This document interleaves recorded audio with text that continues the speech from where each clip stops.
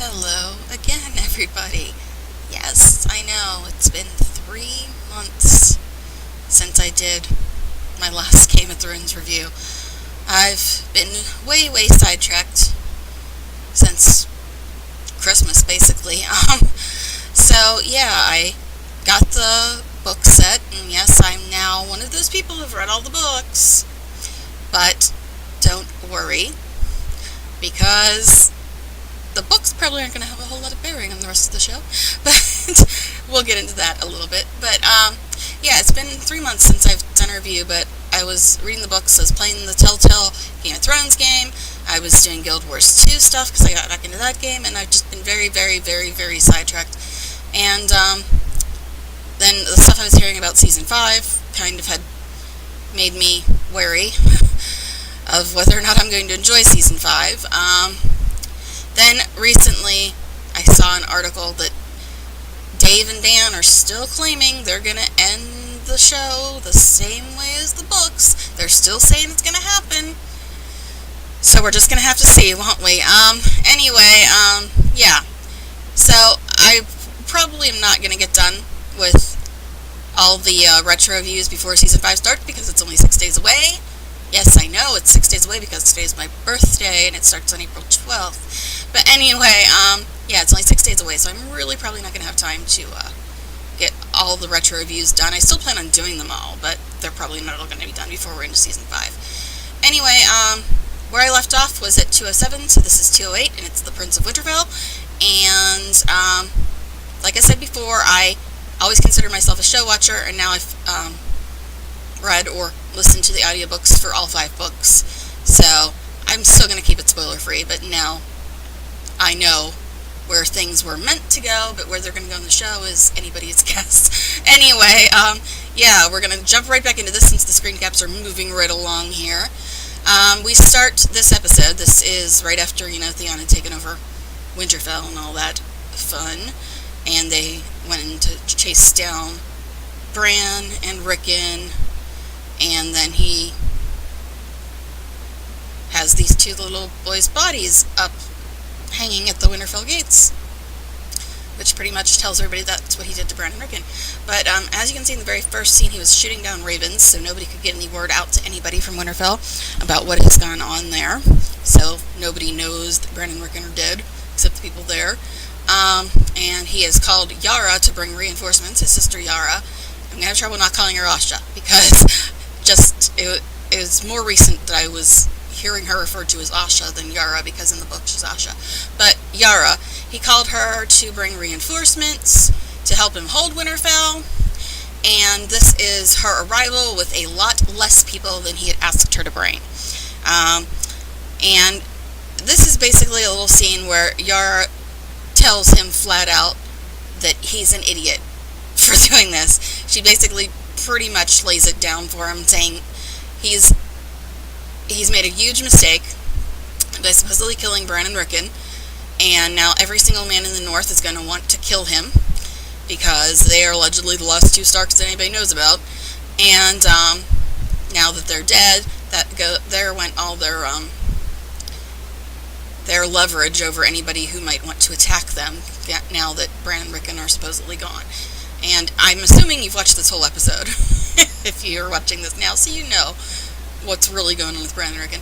But anyway, because I don't get people to watch reviews before they watch the actual episode. It seems a little strange to me. But anyway, so I'm talking to the people that have 99.9% of the people who are watching your review have watched the episode. You other 0.1%, you're strange.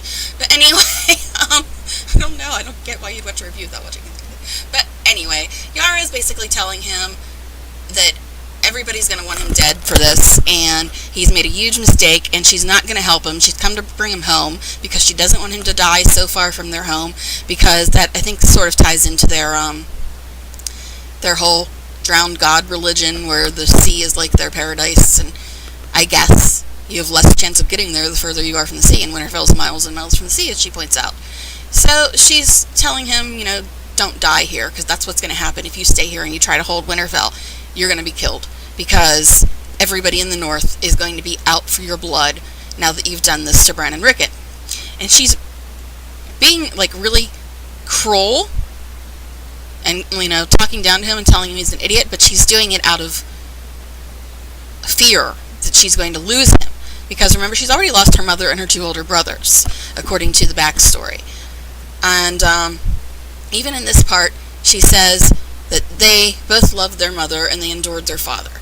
And she didn't even care about Theon when he was a baby, and she thought that he was a horrible baby, and then he smiled at her.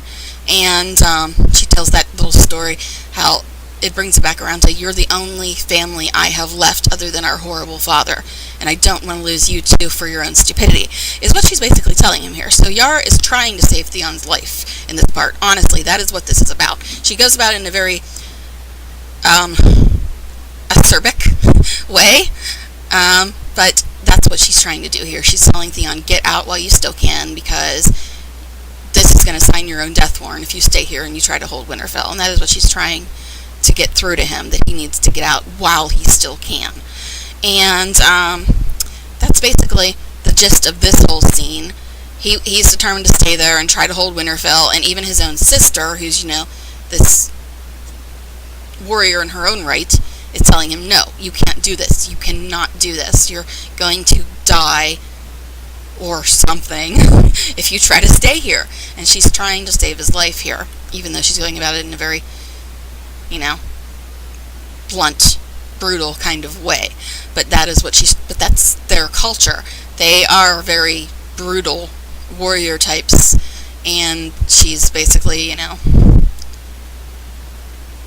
like bonding with him in the only way that Iron Islanders would ever bond with each other. Is the only way that they understand, the only language they speak is violence. And she's putting it to him that way, trying to save his life and trying to get him to leave there, but he's determined to stay. Although when she does end the conversation and walks out of the room, you can see the look on his face where he knows she's pretty much right, that he has dug his own grave with this attack on Winterfell and what he supposedly has done to Bran and Rickon. And then we move on to Ygritte bringing Jon to the Lord of Bones, who I guess is one of the higher ranking people in the Wildlings, although they don't really have any kind of real hierarchy in the Wildlings, because there's so many different tribes, and I guess he might be a leader of one of the sub-tribes, because there's so many different types of Wildlings. Anyway, he's called Lord of Bones because he's wearing bones all over him. And Ygritte is telling him that Mance, their leader, their main leader over all the tribes, now that they've all, combined together and joined forces, that Mance Rayder would want Jon because Jon is Ned Stark's child. And Lord of Bones is kind of whatever. If he tries to escape, I'm going to kill him. And Ygritte says, oh, well, if he tries to escape, I'll kill him too. And you can also see that they've captured Qhorin Halfhand, who was, the greatest ranger, etc., etc. And this is, after Jon was supposed to kill Ygritte, and he didn't, and she says we're even now because she saved his life too, because Lord of Bones just wanted to kill him, and she's saying no, Mance will want him, so she saved his life just like he saved her life, so now they're even. And as you can see, Qhorin has been taken prisoner too, and Qhorin points out to Jon that a lot of the men died, and he got taken prisoner because they were out looking for Jon. So it's sort of his fault that this has happened, and he needs to make it count for something. So you can see the beginnings of a little bit of a plan here that Qhorin already has to make losing the men and getting captured worthwhile. And his plan is basically, to get Jon to be trusted by the Wildlings so we can find out when they're going to attack the wall, which has been stated that is going to happen soon, although it doesn't happen for a while, but still. Anyway, so that's just the beginnings of that plan right there. And then we go to a scene. I know, I don't usually complain, but I've stated my feelings on the whole Robb and Talisa BS. But anyway, this is basically just where they're talking about how Robb doesn't know anything about the Frey girl that he's supposed to marry, and that he only agreed to marry her because he needed to cross the bridge because of the war with the Lannisters. And they're basically just, he's talking about how he is now afraid for his people because now he's basically the Lord of Winterfell. And his father, Ned, told him that being a lord is like being a father to all of their people, and that he's always afraid of what's going to happen to his people. And now Robb is starting to feel that too, because now that has all fallen on him. He is now the Lord of Winterfell. And this is also where we get the famous Ned line to Robb that we don't actually hear him say, but we hear it relayed by Robb about a man can only be brave when he's afraid. And when you're a lord, you're afraid all the time. And that's basically what Robb is starting to feel by having all this power thrust upon him and now being turned into a leader way before he is ready. And he's telling her, I'm not fighting this because of just vengeance, but I also want my people to be free and not have to be afraid of the Lannisters forever, and the only way I can make that happen is by getting rid of the Lannisters. So it's just a little walk and talk about how Robb's feeling about being thrust into this position and how she doesn't quite get it, I guess. I don't know. Like I said, I'm not really a big fan of the whole Talisa thing. But anyway, the conversation ends with Robb being informed that the Kingslayer, aka Jaime Lannister, has escaped. And I know it's been a long time since I've done my review, but assuming you're watching this right after, watching the episodes in order or whatever, we know that basically Catelyn had Brienne sneak Jaime out because she knew that if Jaime was there, he was going to be killed. And if Jaime is killed, there goes her chances at getting her children back. And a lot of people, this is their main point of contention with Catelyn, about her letting Jaime go free to save her children. She points out here that her two youngest sons are prisoners at Winterfell, her two daughters are prisoners at King's Landing, even though Arya hasn't been there for some time, but nobody knows that.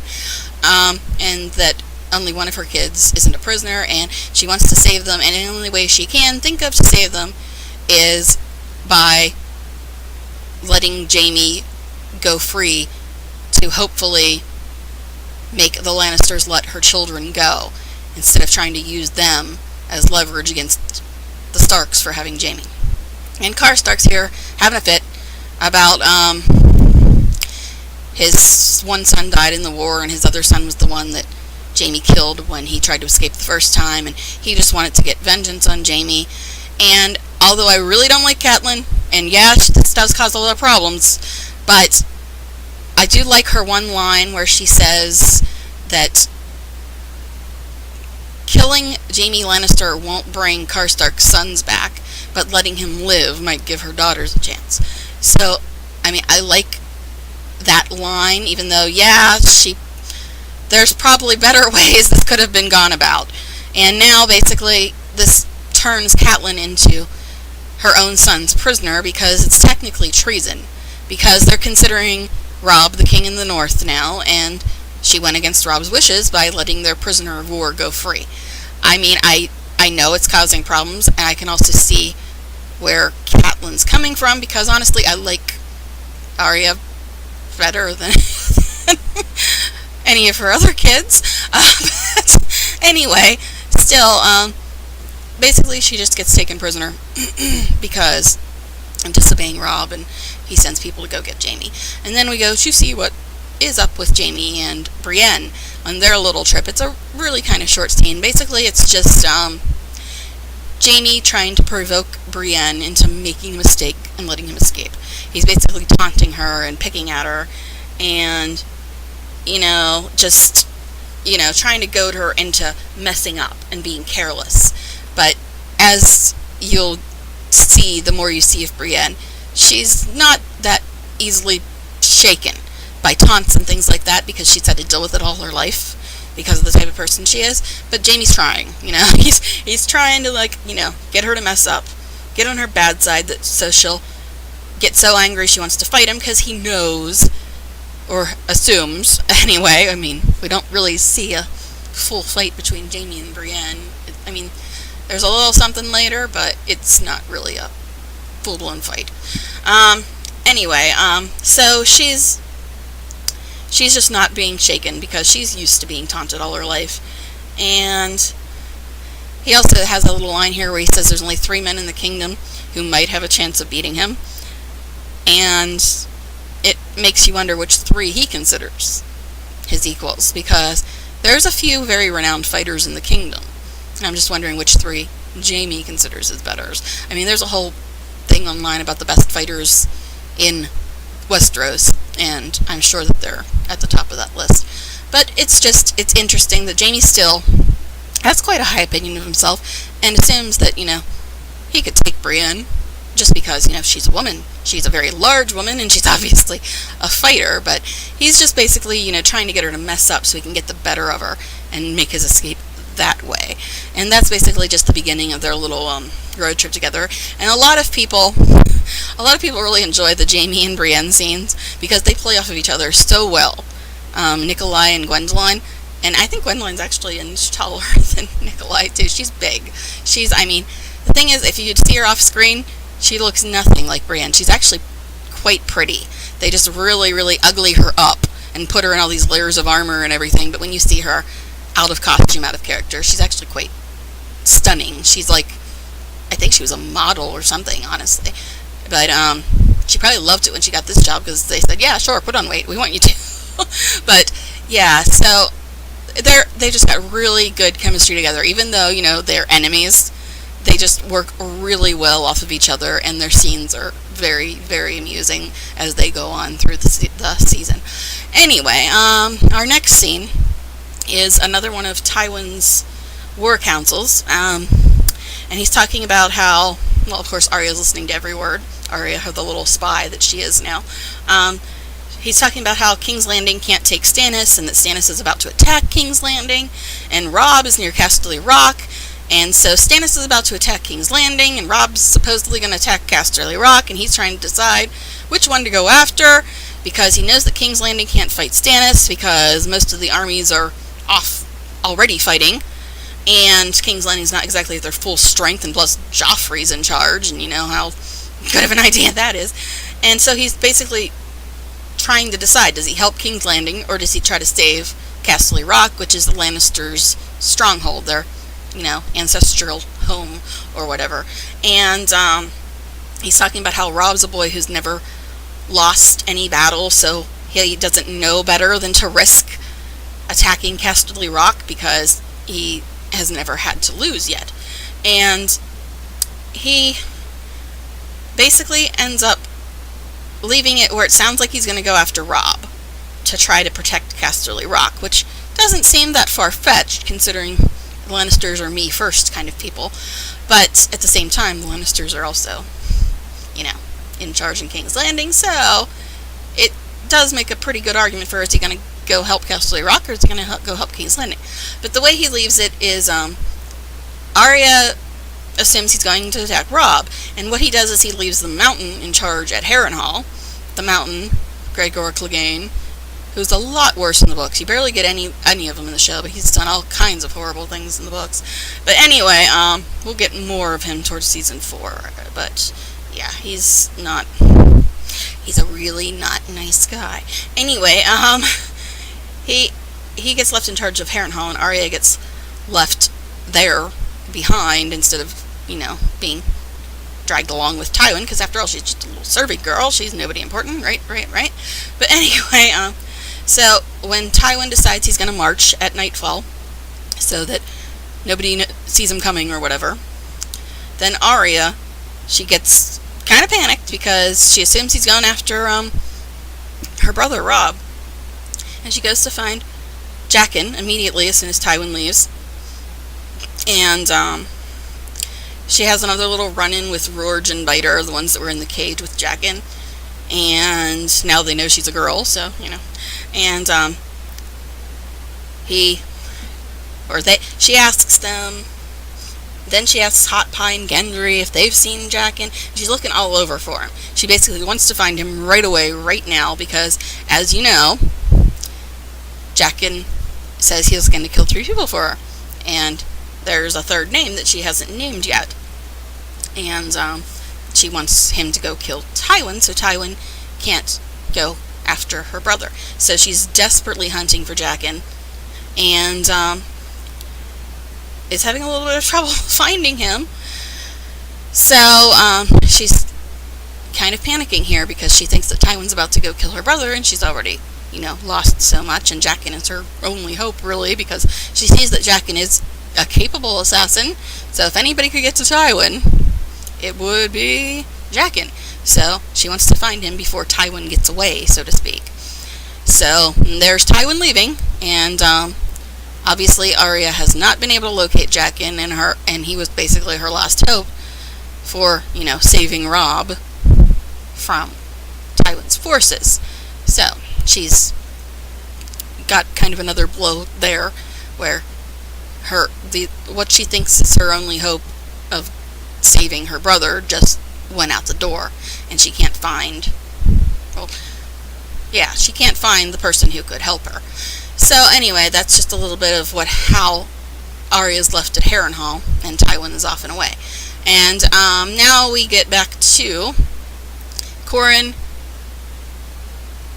setting his plan into action, where he's saying, you have to earn the wildlings' trust in order to make them think you're one of them. So we know what we have to do to protect the wall from them when they attack.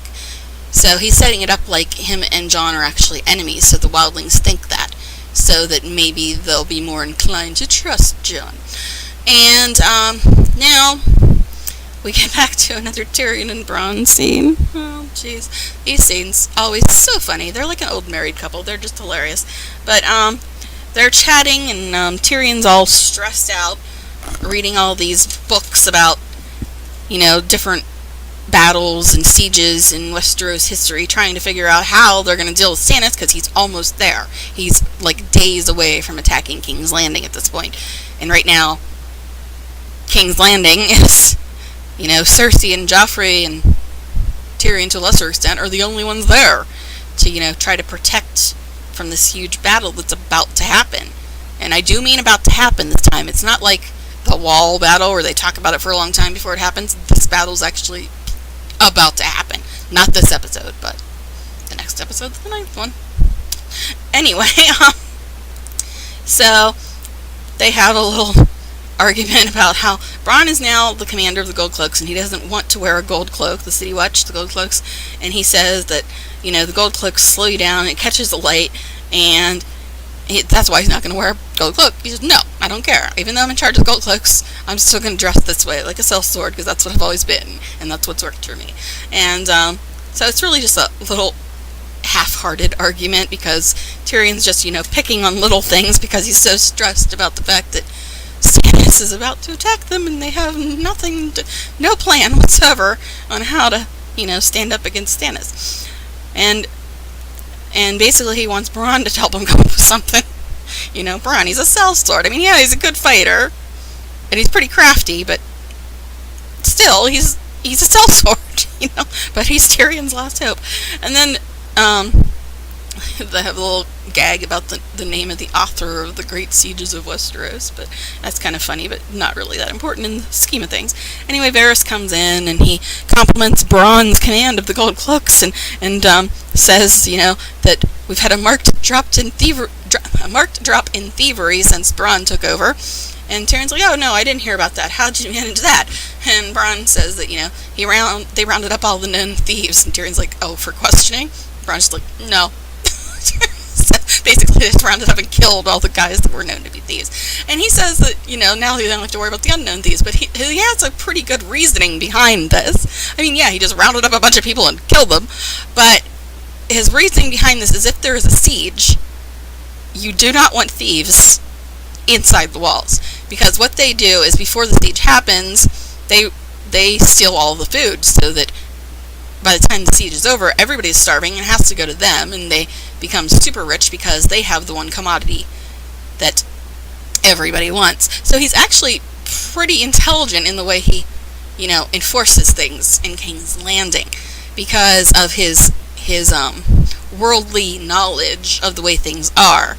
He's actually a pretty good fit for keeping order in the city, because he knows the way the world works. And yeah, he's not a soldier, but he knows enough to know the worst possible scenario, because he's seen that so much of his life. But anyway, so that's just a little discussion of how Bronn runs the City Watch, and it's amusing, always amusing. Anytime you have Bronn in the scene, it's amusing, which I probably think is why they're giving Bronn so much more of a part on the show for next season, from what I've heard, than he ever had in the books. In the books, yeah, he had a wisecrack here and there, but on the show, he's just so hilarious. Everybody loves Bronn. But anyway, let's see. Then they go into talking a little bit about, the impending attack, and they had another little joke where it's like, well, we could throw books at them because they've got a bunch of books piled up in front, and I think it's Tyrion says we don't have that many books, and Bronn says we don't have that many men either, and they basically deduce that Stannis is going to attack the Mudgate, and Varys says, what do they have? And to fight him, and they say pig shit, which is a callback to the whole wildfire scene, where it was assumed that it was all fake and it wasn't really wildfire, but now Tyrion's thinking, well, if it is wildfire, that's the only thing we have. So, there's your first clue that wildfire is going to play a part in this battle. Anyway, then we get this scene, which on the surface, it doesn't look like it's that important of a scene, but it does actually come to be pretty important as we get towards later happenings in the North. Basically what happens here is Dolorous Edd, who is another comic joy. I love Dolorous Edd. He's always got something smart to say. He's always funny. But anyway, we've got Dolorous Edd and Gren and Sam digging latrine pits at the Fist of the First Men, because I guess that's where they're camping to, stand up against the things that nobody else believes in. Anyway, so they're digging latrine pits, and it's Gren that he's digging and he hits something hard, and it turns out that it's actually something that's going to be very important. Now, like at the beginning of the scene, we get a little bit of chat about Jon, and they're all assuming Jon's dead, except for Sam. He doesn't think that Jon's dead because Jon's got Valyrian still. And then Dolorous Edd says, oh yeah, so did Ned. And didn't help him, did it? And then Sam's like, well, but Qhorin's the greatest ranger alive. And then they point out great rangers don't live to get old, nor do the crappy rangers. So anyway, yeah, it's a little bit of a funny conversation here. But then the important part that happens is they find all these obsidian / dragon glass weapons wrapped up in a knight's cloak, or knight's watch cloak. And the dragon glass, it is stone that has been turned to glass by dragon fire. And obviously, they haven't been able to make it for years because the dragons have been dead for 150 years, until Dany did her little trick. But basically, that's what dragon glass / obsidian is. It is stone that has been melted by dragon fire and sharpened to be this shimmery black weapon that looks like glass, even though it's stone shaped by dragon fire. And they find a whole stash of these dragon glass weapons. And the question, of course, then is, why? Why did somebody find the stash of dragon glass weapons so important that they buried it that far north in a Night's Watch cloak in the hopes that another Night's Watch person would find it? What is so important about this that it had to be buried almost like a treasure to be found at some later date? And we do eventually find out what's the deal with dragon glass. But I will tell you that although the scene looks like it's not that important, the dragon glass weapons will be very important in the future. And that's all I'm going to say. So then we go back to Arya finally finds Jaqen, and she's a little bit annoyed that Tywin's already gone. And Jaqen's just like, well, I had things to do. And then he says, you still owe me one more name. And Arya asks him how long after she gives the name does he actually kill the person. And he's got a cool line here where he says, the time is not certain, could be a second, a day, a month. The time is not certain, only death is certain. So he can't guarantee when he'll be able to carry out the kill, but he will do it, is what he's basically telling her. And she's like, well, Tywin's gone, go get him and kill him. And Jaqen says, I can't do that. He doesn't even know what direction Tywin went. And he's like, yeah, I can't do that because I have no idea where he is right now, and it might take me forever to find him, so I can't just go kill him right now. And, I mean, he says it all eloquently in that strange way he talks and everything. But Arya gets ticked, and she's like, fine. You want one more name? I'll give you one more name. And she tells him his own name. And she's like, a man can go kill himself. Fine. She's ticked off because he won't go after Tywin. At least not right away. I mean, he didn't say that he wouldn't kill Tywin, but he's saying, well, I don't know when I'm going to kill Tywin. It might be after he's already murdered Robb, It's just, I'll kill him. I can't be sure that it'll save your brother, basically. I mean, they don't really talk about Robb, but he's basically telling her, yeah, he'll die eventually, but I don't know when. So that won't save her brother, probably. Anyway, so she tells him to go kill himself. And he gets really upset. Because this whole Death Note thing, it is very sacred to his order. I'm not going to say the name of the order because that might be kind of spoilery. Hey, look, that's how you spell his name, everybody. But anyway, nobody ever gets his name right either. But anyway, it's very sacred, this promise of death to the order that he belongs to, his order of assassins, so to speak. And I don't know if you consider that a spoiler. I mean, I think it's pretty obvious at this point that Jaqen's an assassin. But anyway, and he gets very upset because it's a very serious thing to give one of their order a name. It's sacred to them. It's a sacred duty that they have to kill the person whose name you give them. It's just like law or religion to them. They have to do it. So when she says, you have to go kill yourself, he gets very upset. And he says, a girl lacks honor. And I love this because Arya just shrugs. So not a Stark thing to do. This is so Arya becoming a separate entity from the Starks. Because you know that Ned and even Robb and Jon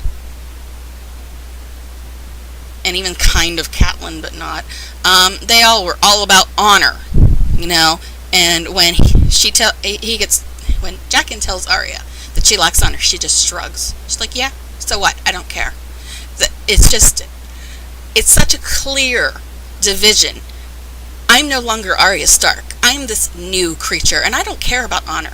The honor was the death of my family. Screw honor. It's basically what she's saying. Because remember, she had that line earlier when Tywin asks her what killed her father, and her answer was loyalty is what killed her father. So it's like she still, wants to get vengeance for her family, but she's basically saying right here that she's going to do it in a completely different way than anybody in her family ever would. She doesn't care about honor. She doesn't care about loyalty. None of that. She's going to get vengeance no matter what she has to do to get it. And that's basically what she's saying. And basically it comes down to her saying, okay, fine, you don't have to kill yourself if you help me and my friends escape. And Jaqen reluctantly agrees to that because, it would take more than one death for that to happen. But yeah, so Jaqen reluctantly agrees to help her and her friends escape. Yes, it went different in the book, but we're not going to go into that right now. Anyway, then we get to this scene where Cersei and Tyrion, another fun matchup. These two are always so fun in scenes together. And of course, Cersei's pissed off. What else is new? The reason she's annoyed, though, is because Joffrey plans to go fight when Stannis attacks, and she's really not thrilled about that, obviously. And Tyrion points out that, younger boys are fighting his war, and his presence is going to be an inspiration of the troop. Obviously, Tyrion hopes Joffrey dies, but still he's, trying to spin it, put some PR behind it. See, it's good for the kingdom if Joffrey fights, even though it's probably going to get him killed. But anyway, she says that Joffrey's different. He doesn't belong on the battlefield. It's not his place to be on the battlefield. And Tyrion says, well, his place isn't on the throne either, sadly for all of us. Oh, another great line that Tyrion has. And Cersei, spins on him and says, you think I'm an idiot? I know you're trying to kill all my children. Now this whole paranoia she has about Tyrion being out to get her and her children, there's a big backstory to that. The Maggie the Frog prophecy. That's all I'm going to say. It's not a spoiler to say that.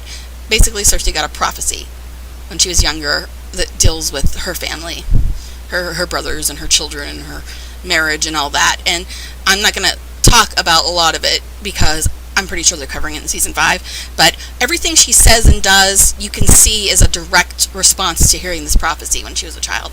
But anyway, and then, that line where she asks if Tyrion thinks she's an idiot, and he has another one where he says, "Oh, I think you possess above average intelligence."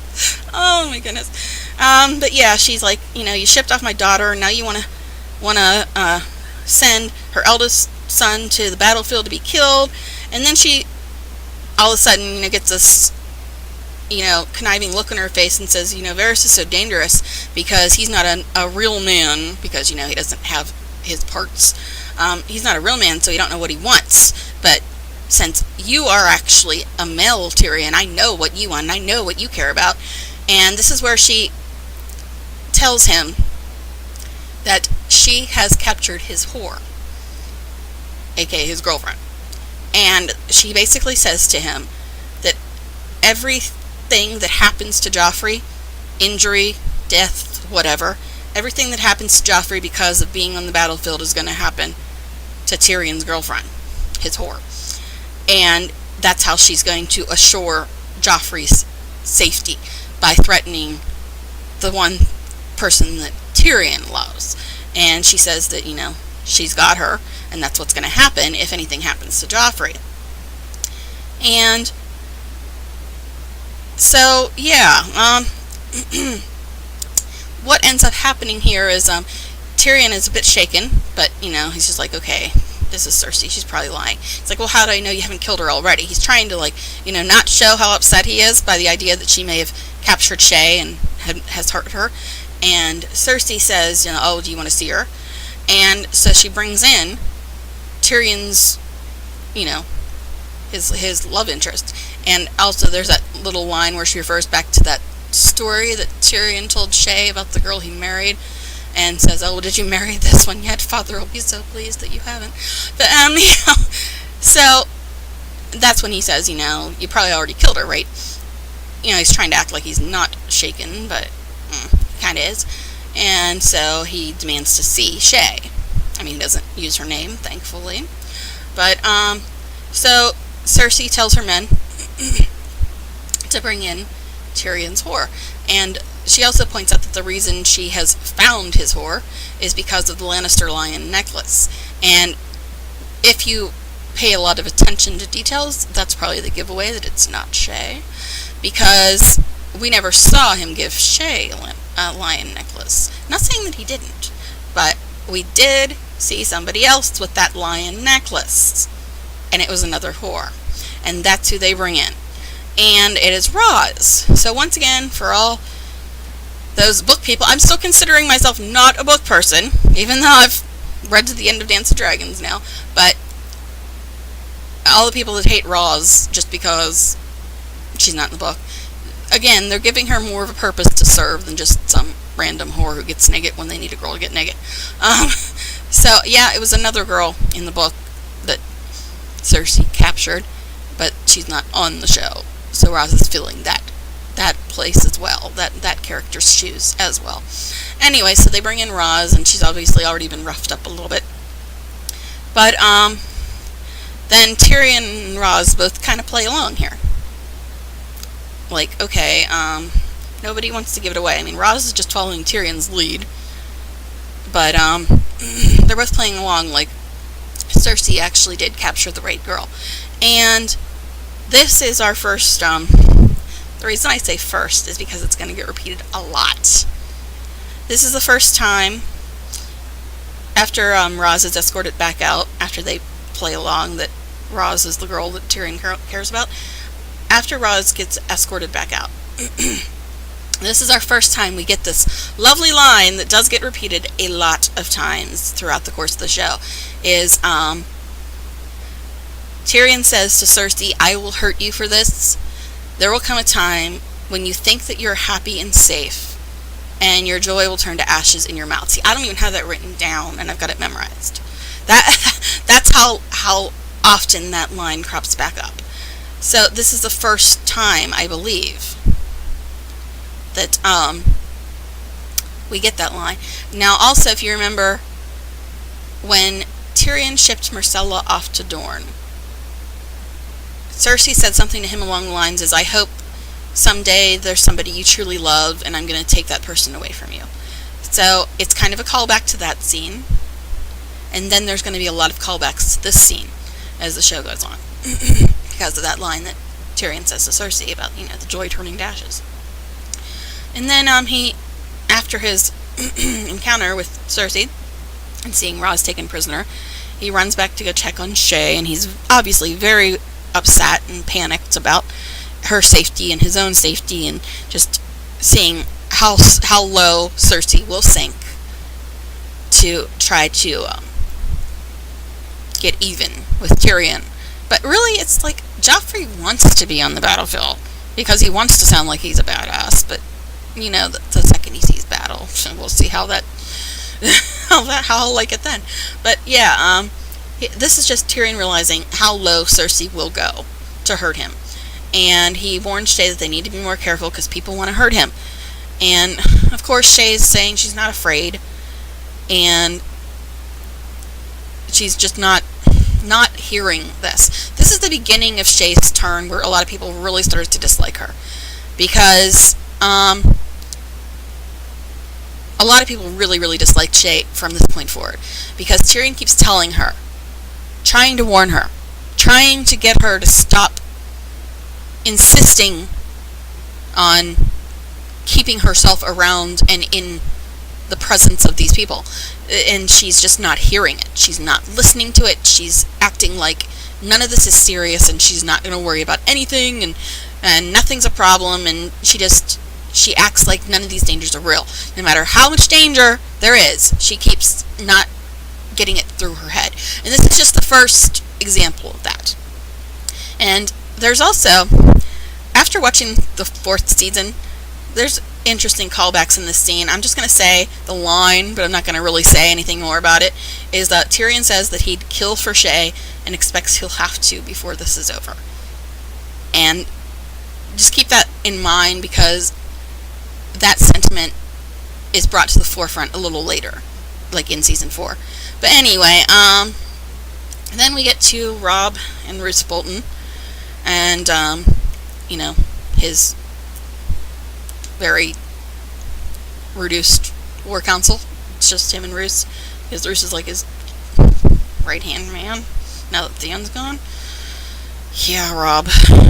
I'm sorry, but first Robb trusted Theon, and now he's trusting Roose, and he's falling for Talisa. Bad choices all around. Robb just keeps making the same bad choices over and over again. He really is Ned's son, honestly. I mean, everybody loved Ned, but Robb is just making bad choices over and over and over again. But anyway, they still have not heard anything from Winterfell. Roose, now, again, in season 3, nobody seems to remember any of this, but you can figure something out in season 3 if you just pay attention to the conversations with Roose in season 2. Because Roose says his bastard is only a few days from Winterfell. Keep this in mind, people. Keep it in mind. Everybody seemed to forget about that. Everybody seemed to forget about that when we got around to season 3 with the, who was that mystery they had going on in season 3. If you just pay attention to season 2, you can probably figure out who that is. And I'm not going to say what it is, but when we get to it, you'll know it. Okay, anyway, Roose says that Theon would never hurt the boys. There is only hope for escaping the north with his head. Again, repeating what Yara was telling Theon, that, the boys were your only hope. Yeah. But as the audience thinks at this point, Theon's already killed Bran and Rickon, so yeah. Anyway, and then Robb says that any Ironborn who give up Theon will be allowed to return home. He's not going to be merciful to Theon, but any of his men that help them capture Theon, they'll be, granted clemency or whatever it is in today's terms. And then, of course, Talisa interrupts, blah, blah, blah, blah, blah. Yeah, she asks him how he is, and it's just funny here. He's like, I've arrested my mother, the Lannisters have my sisters, my closest friend stole my home, and my brothers. How do you think I am? I kind of like that. It's like, I wish Rob would have stayed on that trajectory, where he's like, really? Seriously, you're asking me how I am? Life sucks. But, of course, it goes a different direction from here. And then, Talisa tells her, pity me story about her childhood. Basically, she was a little noble girl, and her brother almost died, and a slave saved her brother, and because of that, she left home and gave up her nobility and didn't want to be in a slave world and didn't want to waste her life being just a little noble girl. And, her whole, oh, my life was so hard, my brother almost died, and that made me see, that there's more to life than balls and parties and, marrying some rich prince, and I don't know. I mean, Volantis, first of all, she doesn't even look like she's from Volantis. The people from Volantis look like the Targaryens. But anyway, it seems to me like that's more of a Western culture thing. Because anything that we've seen of Essos, it doesn't seem like it's all lords and ladies and highborns. I mean, I guess it's possible. I mean, there's obviously haves and have-nots over there, but it doesn't seem to me like it's the same spin on nobility that we have in Westeros. But she's talking like it's exactly the same. It's just over there. So, yeah, I don't know. It's just, there's so many problems with the whole Talisa storyline. Just so many problems. But, I mean, the Jane storyline in the book was annoying too. But it was slightly more believable, I guess you could say. I don't know. I mean, basically, he marries a girl named Jane in the book, and it's just some girl that nursed him when he got hurt, and they ended up sleeping together, and because of that, he felt like he had a duty to marry her. And that's, how Rob gets sidetracked from his oath, because of that in the book. In this, it's just, oh, this little pretty girl who had a hard life and hates everything I'm doing and is completely against the war and everything. I'm going to fall in love with her and ruin everything. Instead of just, like, his sense of duty is what did him in the book, because he slept with Jane and felt he had to marry her.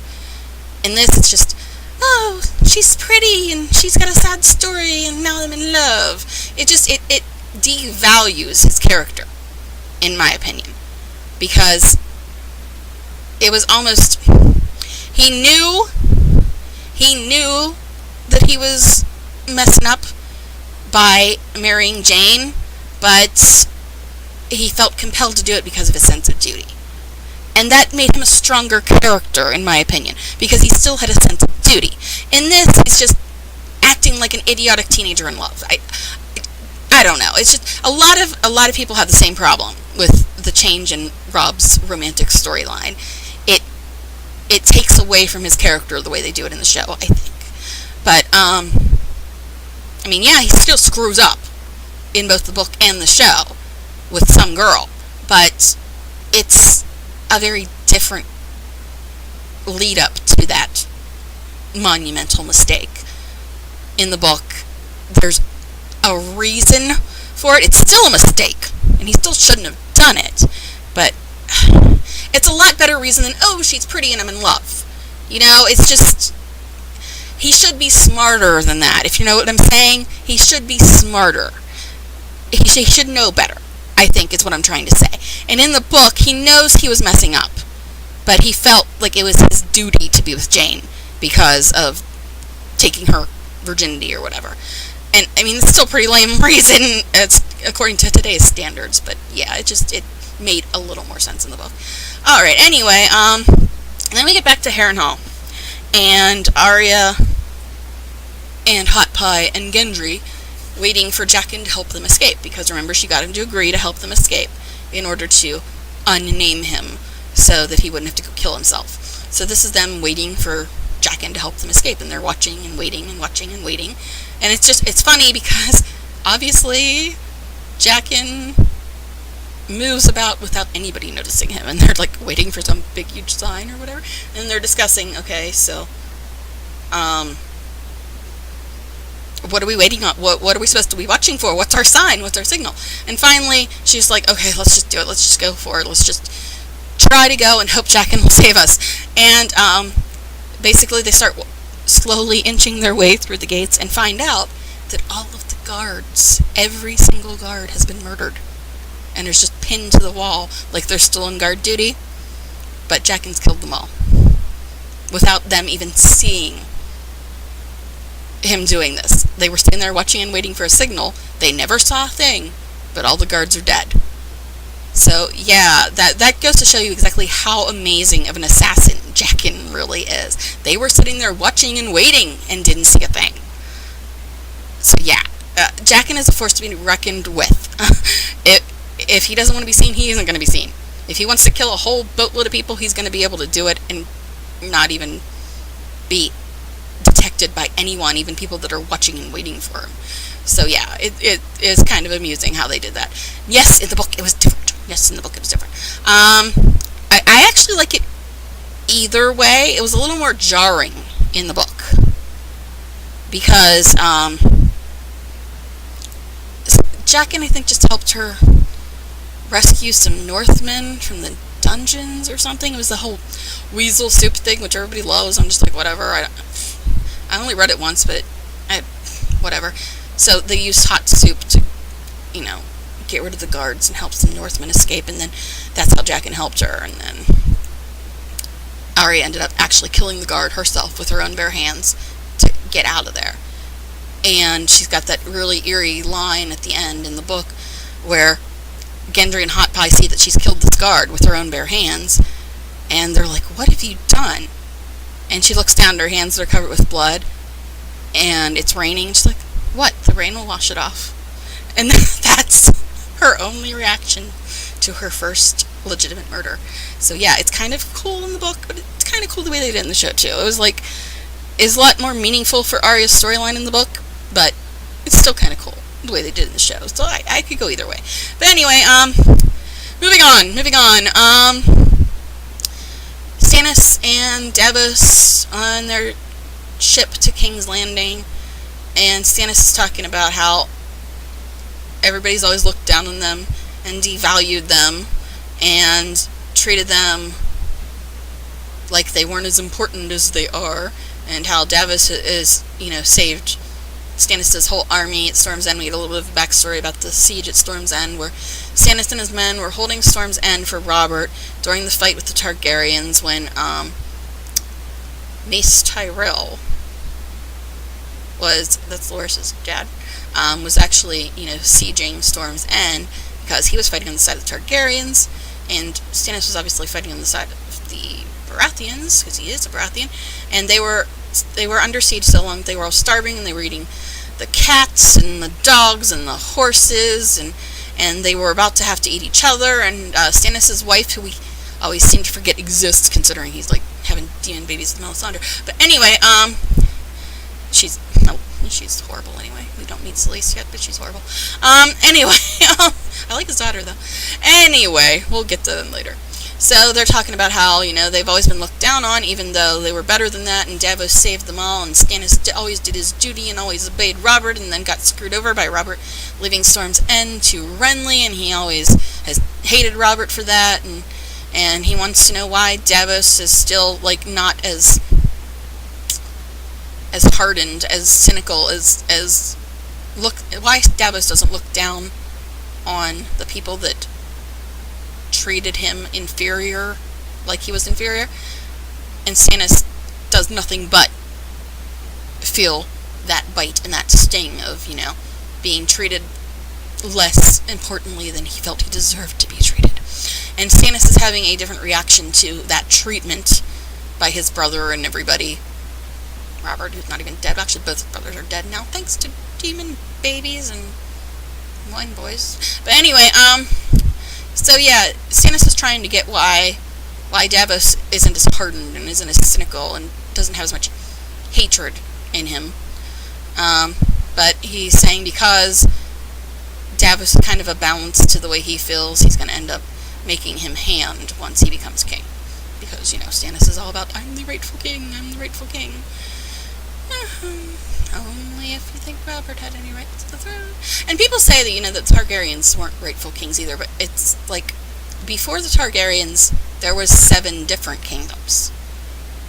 So it wasn't like one king the Targaryens overthrew.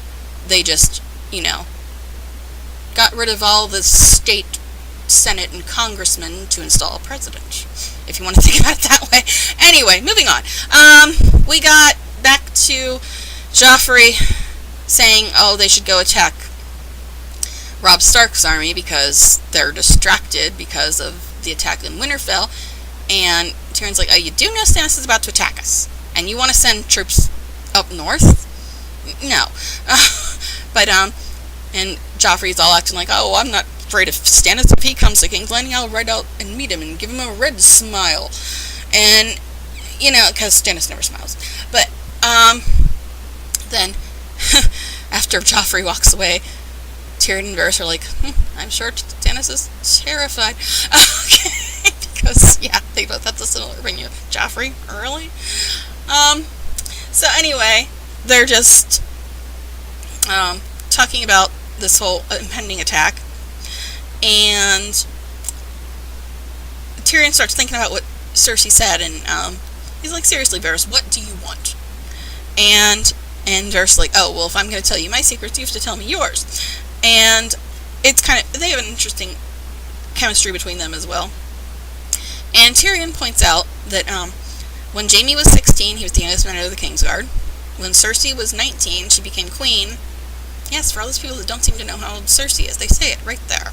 She's been queen for 17 years. She became queen when she was 19. Do some math. But anyway, and he says that when he became an adult, his father put him in charge of the sewers in Casterly Rock. And then finally, when his father said, okay, you're going to be Hand of the King, I'm giving you this kind of power, it's finally his chance to prove himself. And he started to realize that he actually likes this job. And Varys points out that Ned Stark and Jon Arryn, they were good men, but they hated the job, and they hated the people that they had to be around to do the job. And Tyrion actually understands the way to work these people, and he actually enjoys it. He enjoys the game, and he's very good at it. And it's kind of, Tyrion's shining moment at this point. I mean, he's going to get some later, I'm sure. But it's his shining moment when he realizes he's always been looked down on by even his own family, and finally he's found something that he likes doing and he's really good at, and you kind of need somebody like him. So he's actually perfect for this job, and he wants to keep this job, and he wants to prove that he's finally found the one thing that he's good at and the one thing he should do. And it's just, that's why I said I don't know why people complain about Season 2, because in Season 2, we get Tyrion as Hand of the King, and he is so good at that job. He's just really good at it, and it's really amusing to watch him do that job as well. That's why I didn't have a problem with Season 2, really. I mean, like I said, I wish they would have not cut out a lot of the prophecies that they cut out in the 10th episode. There's supposed to be a lot of prophecies, and they cut them, almost all of them out. But anyway, that was really my only gripe about Season 2, them cutting the prophecies in the last episode. But, so yeah, I really enjoyed watching Tyrion do this job. And, basically it just comes around to them talking about how the gods are all horrible, and they need to find some new god to worship because they all suck. And then, Varys also mentions that Daenerys is, she's still a threat, and you gotta kind of think about her, and she's got the 3 dragons. And Tyrion just tries to blow it off. He's like, one problem at a time, because he still has a little trouble believing in the whole dragon thing. Most people do. But anyway, speaking of Daenerys, then we get to her still searching for her missing dragons, and Jorah comes back from his trip to find them a boat, and says that he's found a boat that can take them to Astapor, which is one of the main slavery cities in Essos.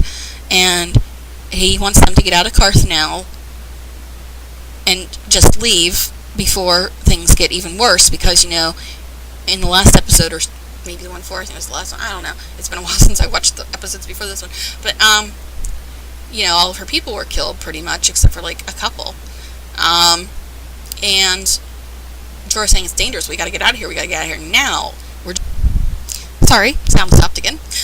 But yeah, he's saying we got to get out of here because obviously we've already lost almost all of our people. Forget about the dragons. Let's just go. Let's get out of here before it gets any worse, before we lose our own lives. And of course, Daenerys does not want to hear any of that. She is basically saying, she's not going to leave without her children being the dragons. And she says, fine, if you're so afraid, you go. I don't care, just go. I'm not going to leave without my children, my dragons. And Jorah says that, he would die to protect her. And it's not about him being afraid, it's about him wanting to keep her safe. And she says the only way that he can serve and protect her is to get her dragons back. She needs her dragons back. And she wants to go to the House of the Undying and get them, because that's where they supposedly are. And he warns her, warlock magic is strong. And she says, well, what of my magic? And she reminds him about walking into the fire and coming out unburnt with 3 baby dragons. And she's like, do you remember that? And he says that he will remember that until the day he dies and long after he's forgotten his own mother's face. So this is where you really get the idea that Jorah is really in love with her, and even though he's scared to death for her and them, he's going to stick by her. So obviously, we definitely get it reinforced that Jorah has turned over a new leaf and is all for Dany now, even when he doesn't agree with what she wants to do. Anyway, then we get to our last scene, where Theon is looking at the dead bodies of the boys and wants to take them down. He doesn't want to look at them anymore. And also in the book, he's been having a lot of nightmares about, dire wolves with the heads of Bran and Rickon coming and eating him alive and stuff like that. He's been having a lot of nightmares. His guilty conscience is torturing him. You don't get that as much in the show, but in the book, he's like definitely being tortured by his own feelings of guilt over, what he's done with Winterfell and supposedly with the boys. And he's also, this is where we get a little bit of a hint that, wait a second, did he kill Bran and Rickon? Because he's telling Dagmar to go and give gold to the farmer's boys to the farmer for his troubles. And that's where you get your first hint, like, wait, what does the farmer have to do with anything? And that's when we see Luwin spies Osha. And Osha shouldn't be there. Her and the boys escaped, and then the boys were caught. Why is Osha there? And this is where we finally get the reveal that they used the wolves to throw Theon off the trail, and then they doubled back and they hid underneath Winterfell, because Osha thought that would be the only place that Theon wouldn't look, is the one place where they were trying to escape from. And this is where we get the other reveal that the 2 dead bodies that are hanging at the gates and burnt beyond recognition, they were skinned in the books, and Dagmar was actually Reek. But anyway, we get the revelation that those 2 boys aren't really Bran and Rickon, and Bran and Rickon are being hidden and are still safe. So finally, for those people that say the good guys never get a break, here's a little break, sort of. I mean, they're still in hiding, and they'll probably get killed if they poke their noses out, but Bran and Rickon are not dead. 2 Starks lived when we thought they were dead. So yeah, there's hope. There's light. Anyway, so that's pretty much, that's my air conditioner coming on. That's how warm it is today. But anyway, that's pretty much the end of the 8th episode, and I will try to get the next one out soon. I mean, I can do the notes and the screen caps easily enough, but I need to have quiet time to do the commentary, and that's really hard to come by. But I managed to get an hour of quiet time today, and it's my birthday, so maybe that's my other birthday present, getting an hour of peace and quiet in this house. Believe me, that is a rare commodity. But anyway, I'm going to keep doing the reviews, especially now that I got the Season 4 DVD for my birthday, and I want to watch the bonus features on that, but I usually watch the bonus features and the actual show at the same time, So we'll see how that works out. So I definitely don't think I'm going to get through all 4 seasons in the next 6 days, because that's all we got till season 5. And by the way, the description for season 5 is up on the guide if you've got Comcast cable. So yeah, you can read the description for the first episode of season 5. It's up. And it starts 6 days. Like I said, I'm gonna continue to do the reviews, but I don't know how soon I'm gonna be able to get them out, because yeah, I can do the notes and screen caps whenever I want, but it's really hard to get time to record where I'm not gonna have a lot of background noise. So anyway, that's it for now, and comment, like, subscribe, the usual, and I will see you for the next review, and it's 209, an episode that a lot of people like. So, see you then. Bye, y'all.